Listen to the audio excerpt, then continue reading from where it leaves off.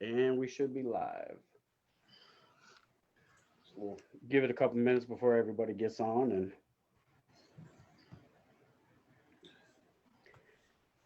so now is a good time to do the Carlton.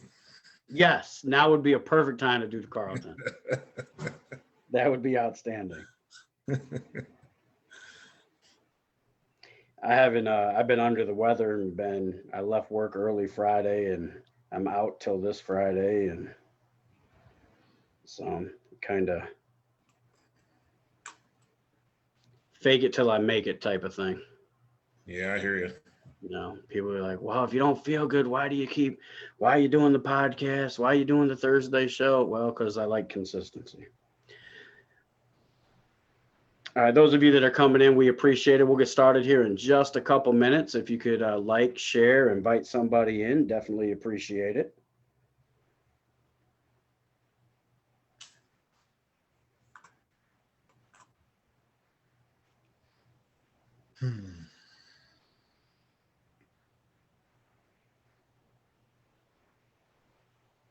I've been sharing to some of these groups, but my my posts haven't been getting approved lately. I think I got blacklisted or something. Uh-huh.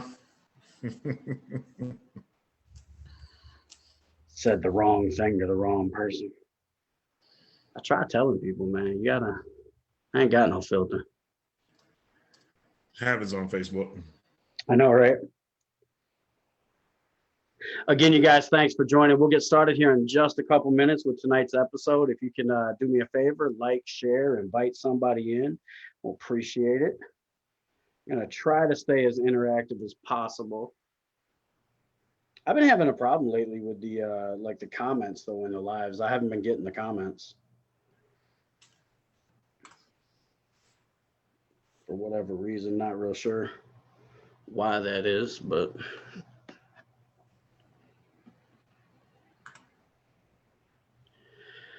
so did I tell you that Dominic had asked me if I was going to wear my uniform to his basic training graduation? Oh yeah. Yeah, I kind of laughed. I was like, I don't think it's gonna fit at all ever. He's like, well, I don't even go until October. Well, at the time it was October. Now they moved his ship date up to the 20th of September, so he's leaving early now. Mm-hmm. But he was like, oh, you got plenty of time. And, okay. Then he was telling me that after he graduates, he's going to be sending me all the the Marine Corps stuff, the paraphernalia, the hats, there you go. Shirts, there you go. So I'm gonna have to grin and bear it, and wear all that fun stuff. But yep. We will go ahead and get started, ladies and gentlemen. Thank you so very much. Again, as you're coming in, please like, share, invite somebody in. Definitely appreciate you guys' love and support with the podcast. Of course, you can always catch the podcast, on Facebook. We keep the lives, the videos posted, so you can go back and listen to them. But we also you can get the podcast on iHeartRadio, Apple. You can get it on Spotify, Amazon, Google Podcast, Anchor. I mean, pretty much anywhere you can listen to a podcast, you can pull up Reflections and take a listen, or you can check out the website, www.drgaryharveyjr.com, and show your support there as well. But definitely appreciate the love and support. Before we jump into tonight's episode, I did want to point out a few things that are coming up. We have Summerfest here on July 10th. That's fast approaching. So if you haven't picked up your tickets for that, for July 10th here in Olean, go ahead and check that out. There is a link that's been shared on the Reflections page, so you can check out that information there. But Lloyd Banks will be here along with some other artists as well, and just want to encourage you to show your support for that. If you're here and in the area and can participate, definitely want to encourage you to do so. Also, I thought it was pretty interesting that Edward Waters College, down in Jacksonville, down in Florida, was actually upgraded to a university this last week. So another historical Black college and university. They upgraded from college to university, so definitely excited about that, and for the individuals I know that attend there. So that was pretty exciting news. And then of course, Bill Cosby is his conviction was overturned, and hey, Got to get the Jello. And so he is being released. So a lot of things happening in the news, but want to encourage you. Of course, we're coming up on a holiday weekend as well with the 4th of July. Just want to encourage you to be safe with your family, friends and family if you're out celebrating and participating with that. But we are going to jump into tonight's episode of Reflections. Of course, mirrors have 3 purposes: to tell you who you were, show you who you are, and help you become who you want to be. So we're going to take a minute tonight, look at the reflection, face the man in the mirror, and see if we can't become better than what we started tonight. So tonight we have author Vernon Robinson, author of A Change Is Gonna Come. And listen, author, Marine vet, among other accolades, and we'll let him get into those and discuss more of those tonight. But we have him on the show tonight and definitely looking forward to the conversation. I hope you guys are too. But Mr. Robinson, thank you so much for joining us. Thank you. Yeah, I appreciate this opportunity. Hey, it's definitely an opportunity for us. I mean, I appreciate it for you taking the time as well. And again, ladies and gentlemen, I'm going to try to keep up with some of the comments and try to be as interactive as possible. So if I'm looking down, that's what it is. I promise I'm not ignoring you, Vernon, if that's what I do. I'm good. But why don't we start? Tell us a little bit about yourself, your background, and kind of where you're at and what do you do, and we'll go from there. All right. Well, I just celebrated my 50th last week. My wife made it special for me, but everything wasn't always rosy and cookies and cream. You know, I grew up in Washington, D.C., Southeast Washington, D.C. Is a poor neighborhood, of course. Grew up in the projects, didn't have the most in life. Tried to make the best of it, the best I could when I was younger. Got in a little bit of trouble, enjoyed fighting. You know, I did, most of the things that most people would do to try to protect themselves, to project that image that would help you to survive. I didn't have a mother and father in my life. My grandmother was my only parent, and she did the best she could. Unfortunately, there was some alcoholism in the family. There was some physical, verbal abuse in the family. And, it made me tough skin. It made me kind of just say things out of my mouth without thinking about it first, because, it was just things that I was used to hearing, saying. So it never really bothered me. So, I was acclimatized to just saying some of the rudest things, and people would say, wow, I can't believe he just said that. And I'm sitting there like, what did I say? But as I got older, I got to a point where I started idolizing, Mike Tyson was around my age. I think he's about 4 or 5 years older than me. So he was a big image that I wanted to mimic. And so as I got older, I got into more and more fights. I got to the point where I gave myself a persona, and then, the inevitable happened. My grandmother passed away, and that threw me off quite a bit. Eventually, I was kicked out of the projects. I had no place to go. I had to lean on my mother and my father, and neither one of them would take me in. So one of my cousins, I call her my mom. She took me under her wing. She basically got me a place, and I had my senior year. I was in my senior year, and she told me basically, you messed this up and you're done. So from that point on, I decided, I'm going to join the Marine Corps. I figured, and no shots at the Army, but I wanted to go into a military branch that was going to be able to handle me. I had already known that I was a handful. I knew that regardless of where I went, who I talked to, I was going to fight back, buck back. I just you were Hollywood. Yeah. I was Paris Island. But yeah. So I went into boot camp. I did my thing. And I adjusted well in the Marine Corps. I had some hiccups, but I adjusted well. And by the time I got out, I was one of the better decorated Marines in our unit. And I deployed all over the United States. Went over to Okinawa, Japan. I've been to Busan, Korea, which is now Busan, Korea. I did Somalia, Africa. Actually, when we left Somalia, it was 2-3 weeks after that is when the Black Hawk Down incident happened. And shortly after that, I made my way up to this area. I ended up making my way up here via a woman. We met writing letters, believe it or not. And I always tell this story. You know, she wrote me a letter, and actually it was my boot camp buddy. His mom was writing me, and she said she was going to have someone write me. And I was like, oh God, no. You know, I've seen some of the women up there. I don't want anyone to write me. And she wrote me, and I read the letter, and, you know, I wrote her back, and I was like, you know, I'm not interested, you know, I got a girlfriend, you know, blah, blah, blah, anything to try to dismiss it. And then, of course, when I sent out that letter, her letter came back in the cross mail, and it had a picture attached.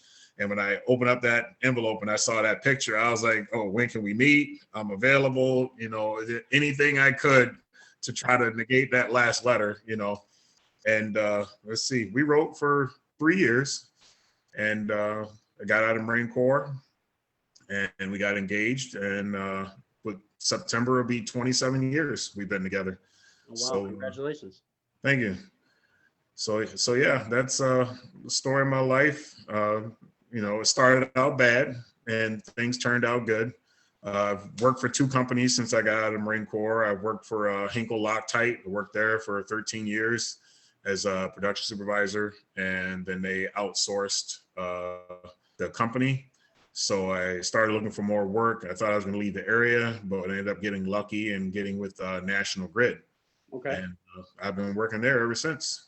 So I was just recently, I wanted to shy away from any of the politics, but I was recently put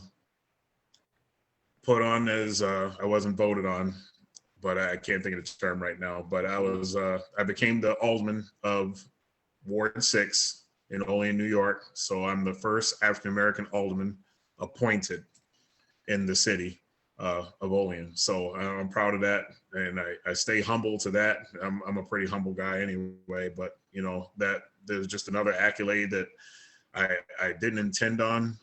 You know, there was a call from the community and I answered, and I plan on holding on that position as long as I can. So outstanding. Well, we'll stay away from the politic aspect, but congratulations. Yeah. Thanks. You know, being the first, you definitely have an opportunity to set the bar and, you know, it set the standard. So that's awesome. Darren, happy belated birthday. Thank you. We'll forgive you for deciding to go to the Marine Corps, though. You know, we'll forgive you. But what was your MOS in the Marine Corps? I was 1171. Which so in the Marine Corps is? They call it Basic Hygiene Equipment Operator. That's the technical name of it. So you go to engineer school, and you know, when the Marine Corps, first off, everyone's a rifleman. Everyone's a basic rifleman, and you're assigned your MOS, whether you signed up for it or whether it's given to you. I went an open contract, so I was provided mine according to my GT score. So they made me an engineer. So you go to engineering school and you do your MOS, which mine was water purification. So when I went in, I did that in schooling, but once I got out into the field, once you get out into your duty station, you end up with a utilities platoon or a maintenance platoon or whomever. You know, I did a little bit of water, electrical, refrigeration. And then because I was in the maintenance, my first unit, we ended up doing a whole lot of heavy equipment, a lot of motor T. Okay. We even got to work with some of the combat engineers that do a lot of the demo. So you dabble into a little bit of everything, and that's where that whole MacGyver concept comes in, where you do all of these trades, but you're the master of none. Right. You know, and it just makes you a handy person. You know, and I actually talked about a few of those. I brought a few stories into my book where I talked about those things. So. Yeah, it's definitely I've definitely enjoyed it. I haven't quite finished it yet. I'm in the Mhm. Somalia portion Mhm. of it is where I got, and so I'm enjoying it so far. I'm kind of curious how that plays out, and but like right, well, you can't see. There you go. You can kind of see it. Well, it's behind me. Yep. As far as the picture of the cover is behind me, but yeah, I'm enjoying it. My son burnt through the first two chapters the first night he picked up the book. Mhm. So he's reading it right along with me. We're kind of trading back and forth. So Mhm. it's been pretty cool. But your time in the Marine Corps, would you say that it definitely, you said that you kind of described it as a transition period for you. It Mhm. was kind of like make it or break it. And that was like where you threw all your lots was the Yeah. Marine Corps. Any regrets at all? Like some people get out of service and they don't have a whole lot of good things to say about their time in service. And then others, it's the greatest thing that ever happened to them. Right, right. I look back, I don't regret anything. If anything, if I have any regrets, I regret not staying in longer. The fact is I had deployed so much when I was in those first 4 years. Mhm. And when I got back from Somalia to try to get home to see Michelle, it was difficult. I had to do a whole lot of, wheeling and dealing and trying to make promises and just to try and get a day off. Mhm. And I hadn't burned any of my time. I still had 2.5 years worth of time because you get 30 days a year. And Mhm. so I ended up actually taking terminal leave and leaving, getting out. I think it was in August, I got out, and I didn't actually get out physically out of the Marine Corps until October. But yeah, it was a transition for me. It was difficult. I'm not going to lie.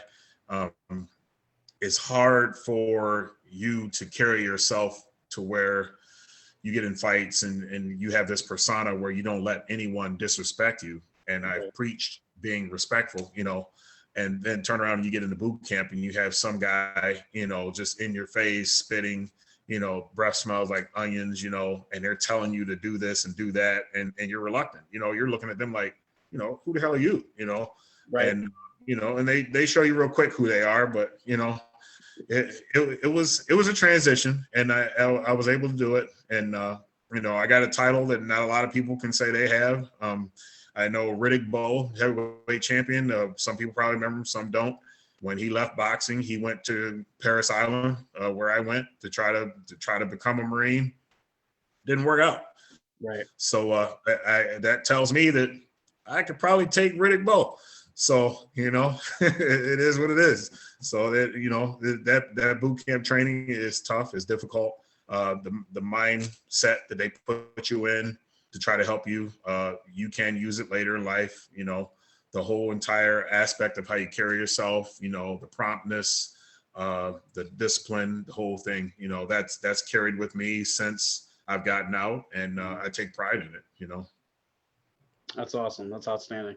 I know, I'm excited for, my son to go but I Mhm. have the, because I've served and because I was in Iraq, I have a little different perspective than most parents. It's not just, oh my God, Mhm. my baby's in the military. It's like, I know what could be down the road, type of thing, but really proud that he's made the decision. And, that's awesome. And I'm really curious to see like you're talking about that transition and how they, Mhm. shift and break you down. And I know being in the Army, that's one thing. Marine Corps, that's another thing.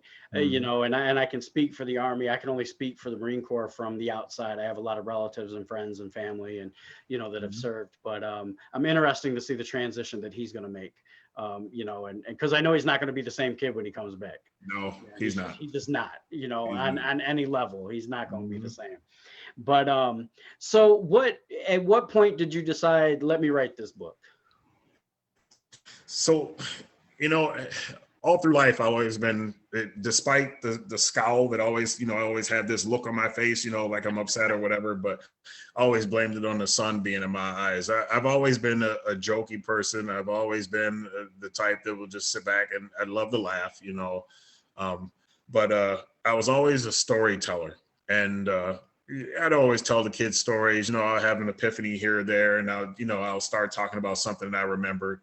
And one day I decided to write down a story from Okinawa. I'll just say that. Okay. And when I wrote that story, I started having all of the memories of everything that happened. And I was like, I need to start writing this stuff down. So then I started the second story that I wrote was about the circle on Condon Terrace, where I was born and raised. And I wrote about some details there. And then next thing I would start I would wake up, in the middle of the night or something, and I would jot down in my phone in the notes and just write down a couple of things, or I'd have a pad somewhere and I would just write down. Next thing you know, I had all of these writings of little notes of remember to do this, remember to write about this, remember to talk about this. And everything just came back, and it was like, it was coming back so quick and so fast that sometimes I would forget what I was even going to talk about. It was like, oh, I forgot the story on blah, blah, blah. What was it? I can't remember, So, there was things that I forgot about, and then I remembered afterwards, and I was like, oh, I wish I would have put that in the book because that could have been helpful. But when I started writing it, it was more or less a memoir, to memory of my memories, and to shed some light on things. And then I started noticing the trend that in the book that everywhere where there was something bad that happened, something good eventually came as a final product. Okay. And growing up with my grandmother, she was a big Motown lady. She was old, very much old school North Carolina woman. She was the slave of a slave. So she had a lot of the tendencies. And during her roughness in raising me, her tender side, she would always play this music and sing while she drank.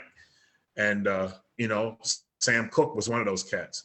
And, that's where A Change Is Gonna Come came in, because that was basically, oh my goodness, that's what this book is. It highlights that regardless of what happens in life, a change is going to come. And that's actually why I picked that cover, that some people can see it, some people don't. It's a transition of that's not me, that's a model. But it's a transition of a street guy on the lower half. It's a street guy, in his jeans and his tee, got his sleeve tats and everything, which, by the way, was not allowed when I was in. So that's why that was huge. And then it transitions into a squared away, straight up and down, chiseled chin Marine.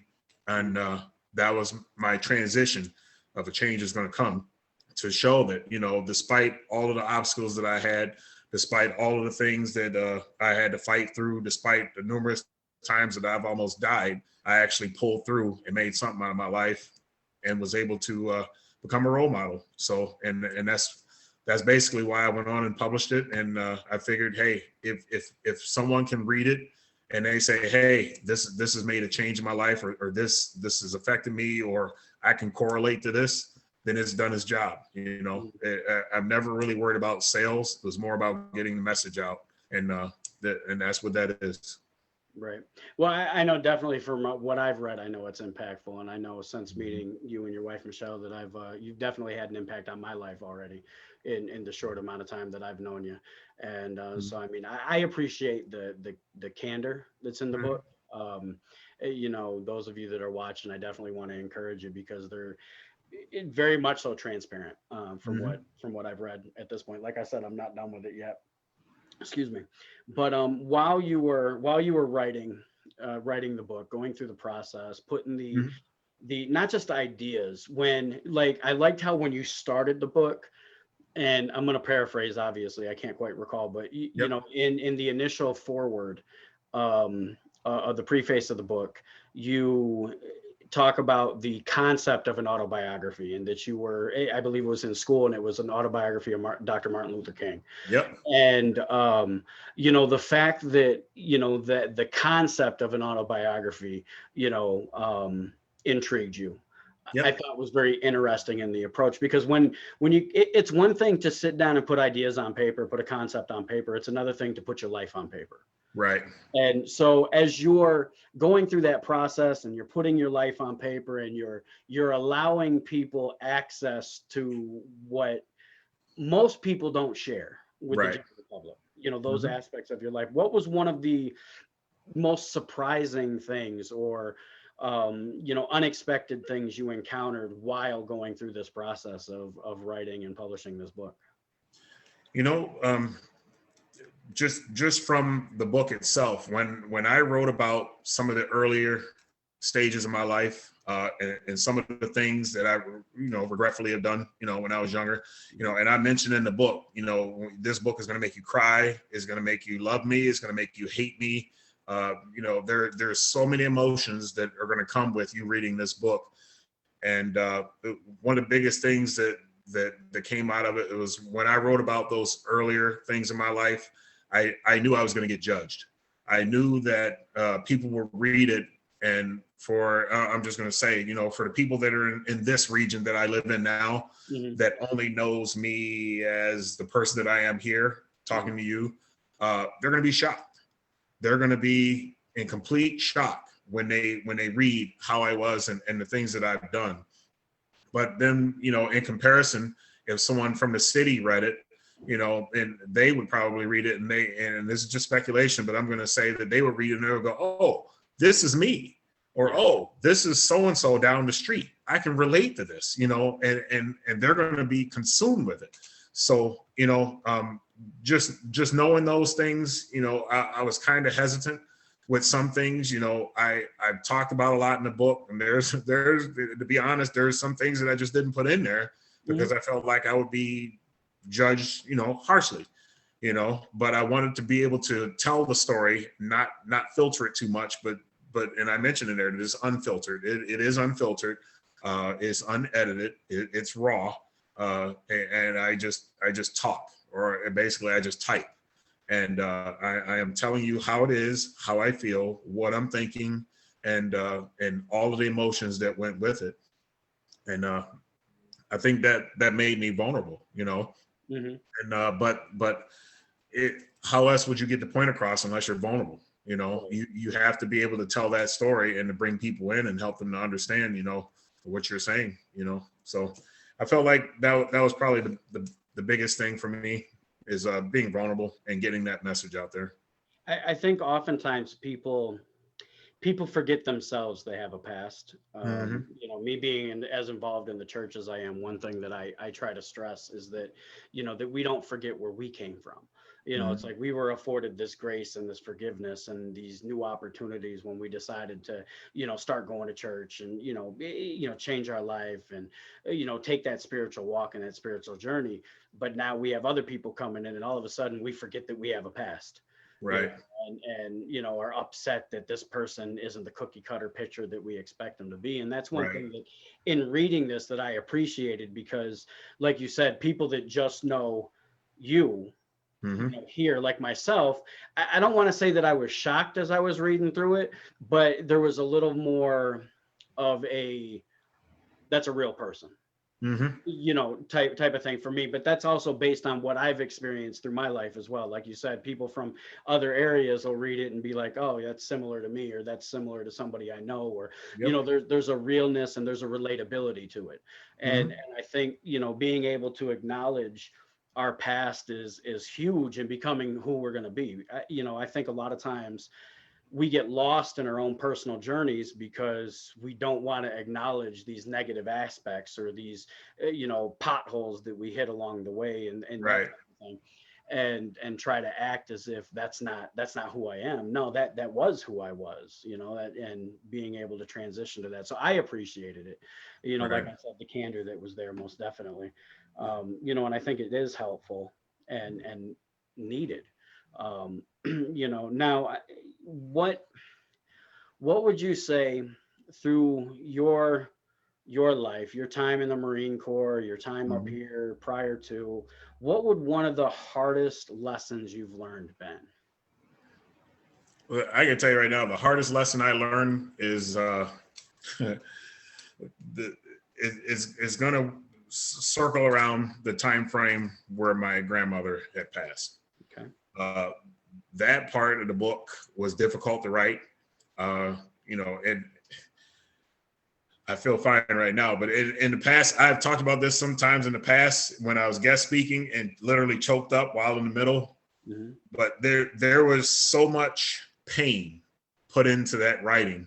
And there was so much anger that I had for myself for things that I had done, and just the regret that came with it, and it was hard. It was hard to write it. It literally took a lot out of me, and it was somewhat therapeutic. It was to a point where I couldn't believe that as I was recollecting everything that had happened, and I was going through, that it affected me a lot.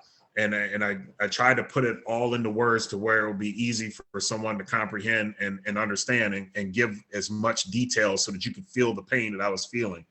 And just getting that out there, I felt better about it after I was all done with it, but it was definitely difficult.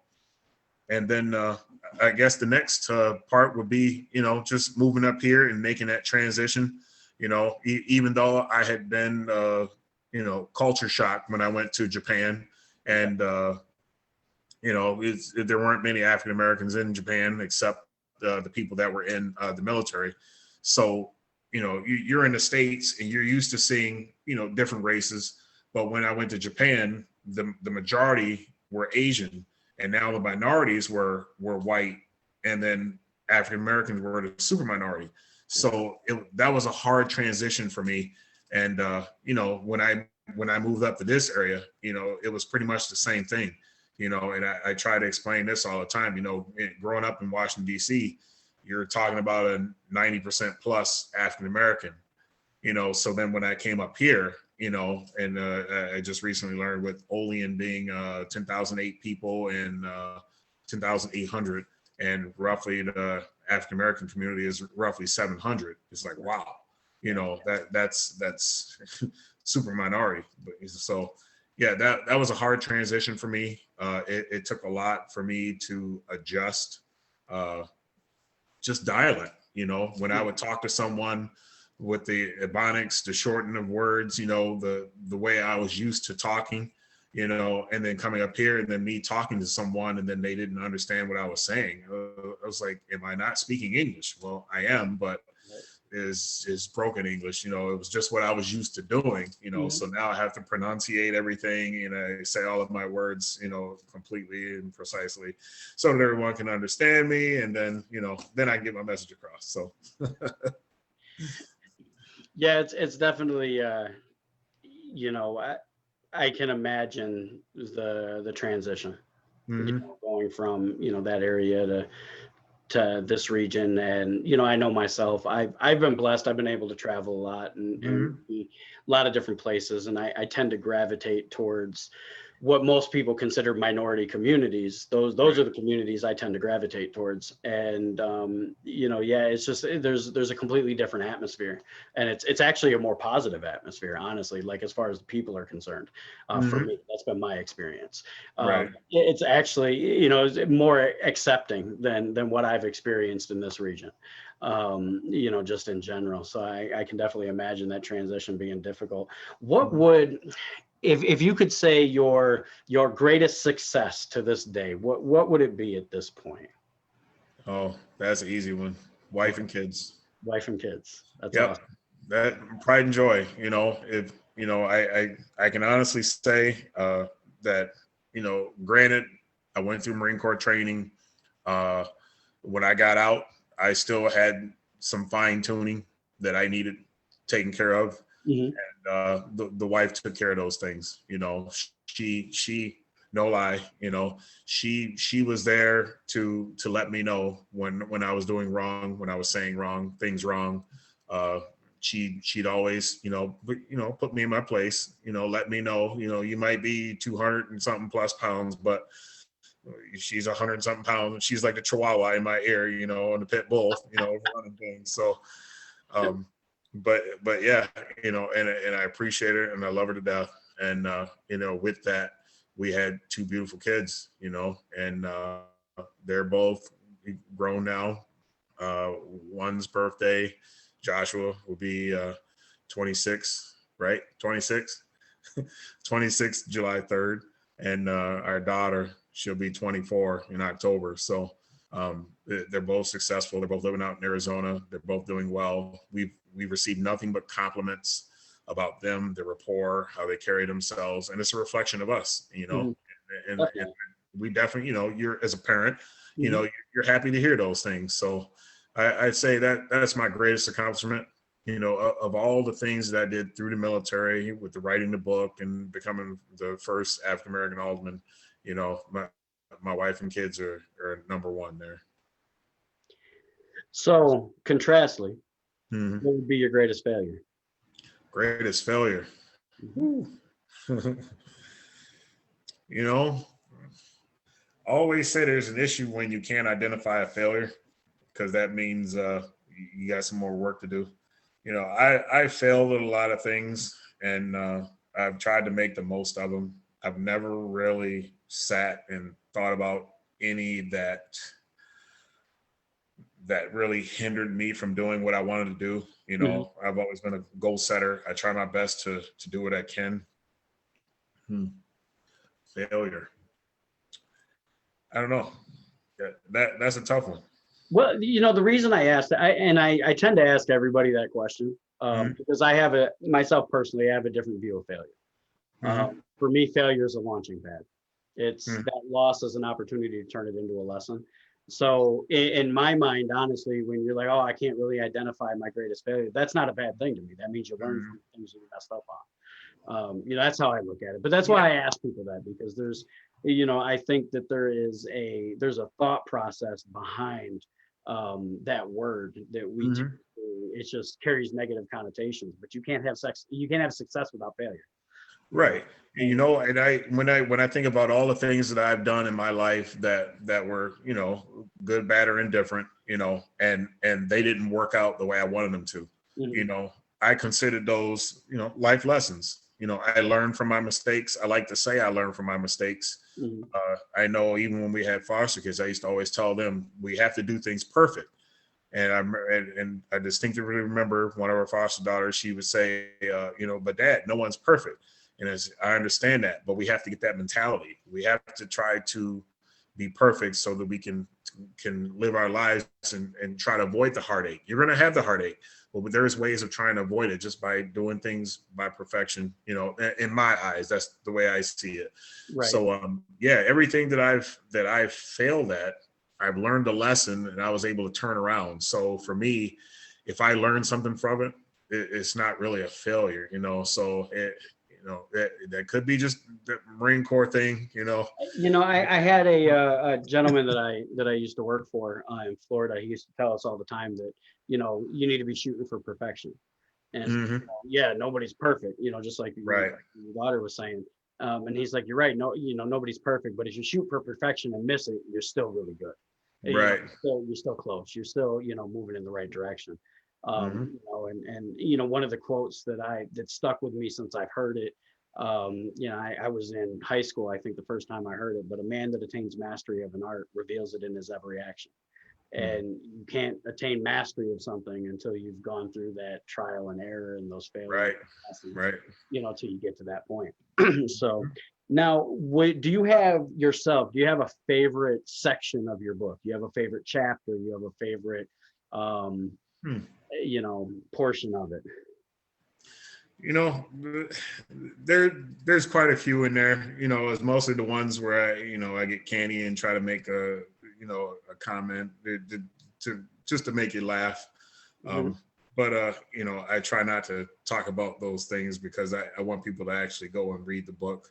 Uh-huh. But yeah, there is a part in there where I tell the story about a friend of mine and I. We were young, really really young, and we went to go steal from the store. And we literally had the little Mission Impossible music going, the whole time we were doing that thing there. And yeah, he got caught. I didn't.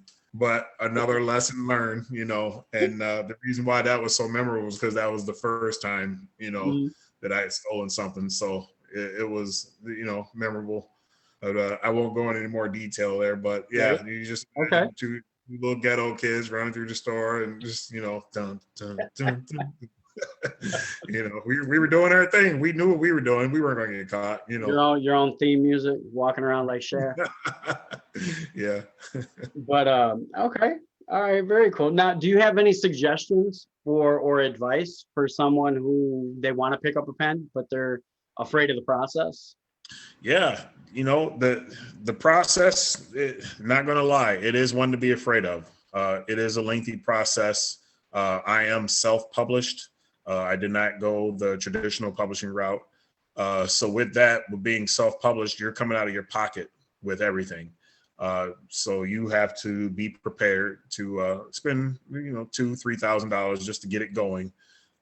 And you find a publisher that's willing to publish your book for you, and then be smart about your contract. You definitely got to be smart about it. Read your contract.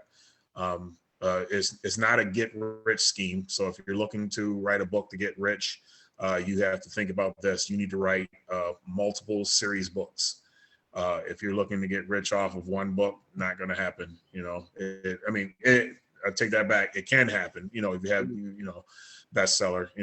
I can say when mine first came out, the best it got was in the 8,000s, I think it was, and I felt pretty accomplished with that, considering at the time I think there was 17 or 40 something thousand or 40 something million books out there, and I got down in that such low number, and I was impressed with that.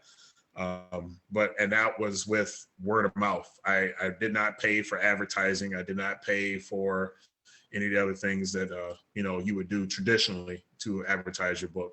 It was pretty much I got it going. I got it on Amazon, and from there I created a Facebook page, and I just started sharing it, and it's done pretty well. I've been impressed with it. And royalties, they hit or miss, but they come for the rest of my life, and on to my next generation, they'll go on too. So it's something to consider. When it comes to actually writing it, I really encourage, I was a big computer nerd when I was younger. Okay. I really did love computers. How I got into the English language is beyond me, but I gravitated toward it, and it helped a lot. I spent a lot of time writing. We could always say that the 3 years writing, my wife prepped me, but I wrote numerous things, and I had to put them all in order and add more to it. Actually, the book had to get chopped down. I think I was upwards around 400 or 500 pages, and I had to chop it down. I think it's around 297 or close to 300 now. So I had to chop quite a few stories out of there. Okay. But yeah, I encourage it. If that's something you want to do, whether it be for you or for your family, or if you are interested in getting it published, for the general viewing, I would do it. It was an accomplishment. I take a lot of pride in it, and I feel blessed. Okay. Now, you mentioned, throughout us talking, you've mentioned a couple people and a few individuals that have been some level of inspiration to you. But if you had to pinpoint like one or two people that have really been an inspiration to you throughout your life, who would those individuals be? I like to say there's certain people at certain levels in my life that I gravitated towards. When I was younger, it was my karate instructor. He pretty much was like that father figure that I was looking for. But once I got to the point where, once I get to a point where I felt like I lost that respect for him, by nothing that he did, it was just that I felt like I had outgrown him. Okay. So I moved on. He could no longer be my role model because he could no longer handle me. So as I went on, and then there was a gentleman in the Marine Corps, and I wrote a little bit about him in the very beginning. He was the disciplinarian, and he put the hammer down, and he was a much smaller guy. I could have grabbed him, I could have thumped the guy. But with the thought of being in the military, going through a court-martial, the whole 9 yards, did I really want to put my military career on the line?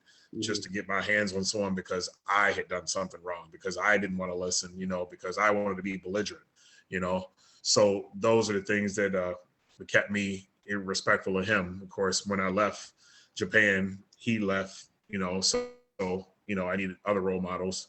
I could say when I moved to Olean, my father-in-law was a role model. I looked up to him because he had the respect of a lot of people in this community. He grew up here. He was well known. He had always been a family man. Like I said, he was respectful, and because I didn't have a father figure, I could literally sit back and watch him and emulate some of the things that he did. And say, this is the type of person I wanted to be. I can't say I wanted to, I watched Bill Cosby before the old Bill Cosby. Right. I watch him and pick up on some things, but I could watch my father-in-law and see those same qualities. He was a family guy. He loved the joke, but he, if you crossed him, he would put the hammer down on his kids and let them know what was what, and I love that, and I tried to emulate that as much as I could. And but as far as male figures, there haven't been that many in my life where I've gravitated towards to majority of them have been women, and my grandmother was the first, and the one that I still hear the voices whenever I decide to do something. I'll hear it, better, don't do that. I still hear those voices. I mean, and it's been some years. She passed away in 88. So, those types of things, we all need that guidance in our lives, and you appreciate it. Those of us that are tough parents, your kids will appreciate it later in life. They will come back and tell you, hey, I appreciate what you did. I appreciate you doing this. They will remember those things you're telling them. So I guess this is kind of, I don't know if it's kind of off topic or not, but I guess the absence of role models throughout your life, has that kind of caused you to have more of a mindset of being a role model at this point? Even if I think it has, because when you a lot of the guys that I know that have grown up without a father figure all say the same thing. I want to be the father that my dad wasn't. So when it comes to those types of things, I gravitate towards the younger princes and the young lion cubs. I want to be that role model in their life to where they can look at me and they can say, you know what, I want to be just like him when I get older. Yeah, I've had the hard times, but they don't see that. They see this guy that has come from a checkered background, that has been able to prosper and make something of himself. I carry myself in public in a manner where, when I'm at home and I'm in behind closed doors and I'm listening to my music, that's a totally different person than when I'm out in public and I'm driving down the street, or when I'm walking through the door at Tim Hortons. You're not going to see me carrying myself and being rude and disrespectful. Even when someone has gotten me to the level where they're argumentative or making me upset, I still try to keep my calm and some type of reserve, because I know that people are looking at me and they look up to me. So I want to show them, you know what, this is my way of, in essence, and I hate to say this because I'm not this type of guy, but turning the other cheek. That's my way of turning the other cheek, because I am definitely a Malcolm X, get right to you, I believe in that. But, there are times where you just got to learn to just relax. It's not that bad. They don't have a bearing on you and your life. So you can kind of excuse those things and move on. Okay. So, yeah, I definitely hold myself in a high regard when it comes to being a role model for young kids. Outstanding. So what can we expect next? I've thought of a couple of books, but they're more college oriented. I have thought about writing about Maslow's hierarchy of needs, to try to correlate a lifestyle growing up in the hood with his theory. I think if something of that nature, if you can correlate those two things together and put it in layman's terms, there would be a lot of people that would be interested in that topic. And it falls under psychology or sociology. So I think it's an interesting concept. I haven't seen any other books out there like it. But like I said, that's something that I would do after I retire.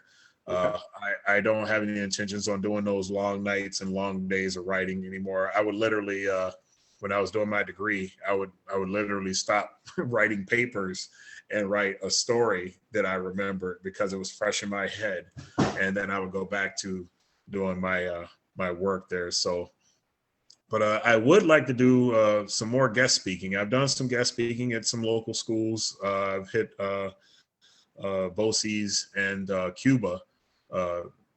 Olean High School has avoided me, and Portville has avoided me, and I think they could use a voice like mine.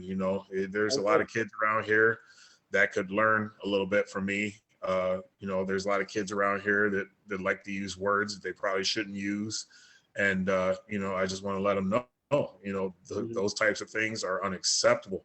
If you go to a bigger city, that just isn't going to work. Exactly. So you have to be mindful of who you are and where you're at, and be respectful to one another, but that's a whole nother conversation. But yeah, I would love to do some more guest speaking, get out and talk to some younger kids, and try to guide them in the right direction.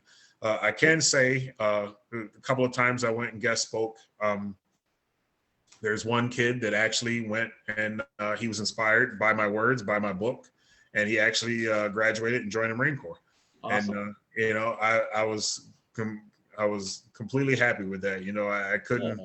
I couldn't be more happier for the kid. And I hope I wish the best for him. And there's a few other kids that have heard about my journey and have joined the military in general. They used it as a stepping stone, like I did, to try to move and get a better life. And I also remember talking in Cuba, and all of the kids there wrote me a thank you letter. Awesome. And I really appreciated that. It was heartwarming to see that. But there was one letter that I got out of that bunch. I can't remember how many I received, but there was one letter, and I still have all of those letters too. There was one letter that I received where the individual, they poured out and basically was saying, thank you so much for talking.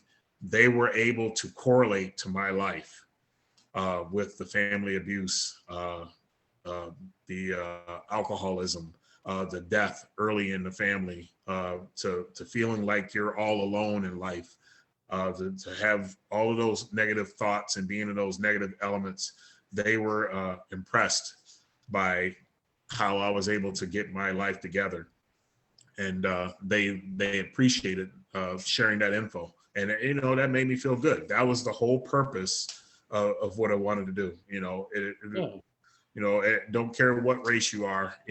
For all races, for everyone. It's important that we get that type of message out to help our youth to understand that you're while you have a special circumstance or a different circumstance, we've all experienced it in some type of way, and there are people out there that can help you to get over that.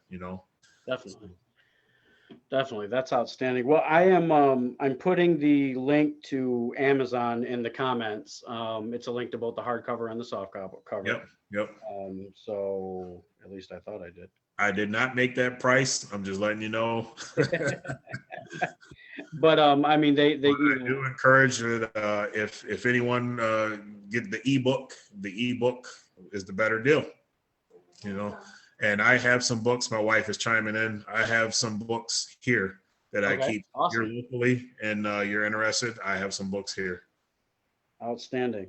Let me see if I can tag your author page in the notes here.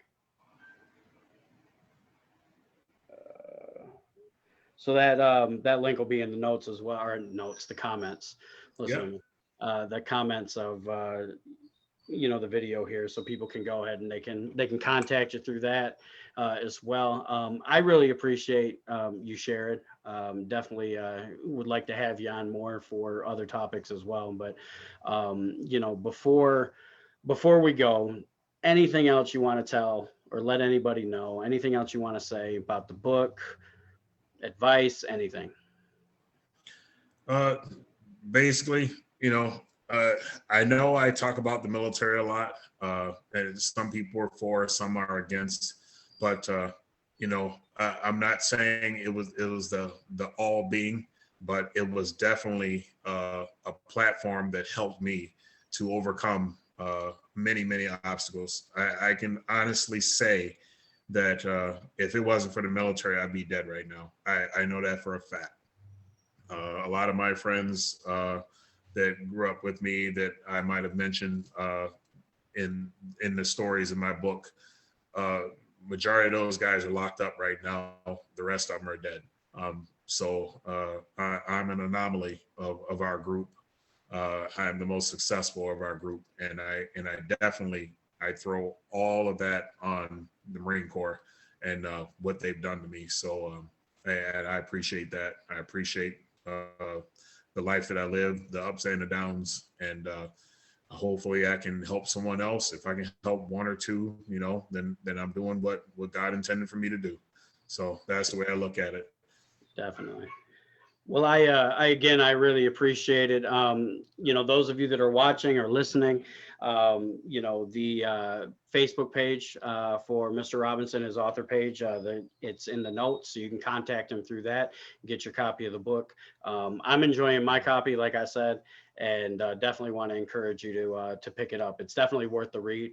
It's very informative, and it'll give you a different perspective on things, not just with what Mr. Robinson went through, but just in general, your outlook on life. And like the title says, a change is going to come, because you see transitions through these stories and through these aspects of his life, that have been encouraging for me. And like I said, I'm not even done with the book yet, so I'm excited to see how it continues.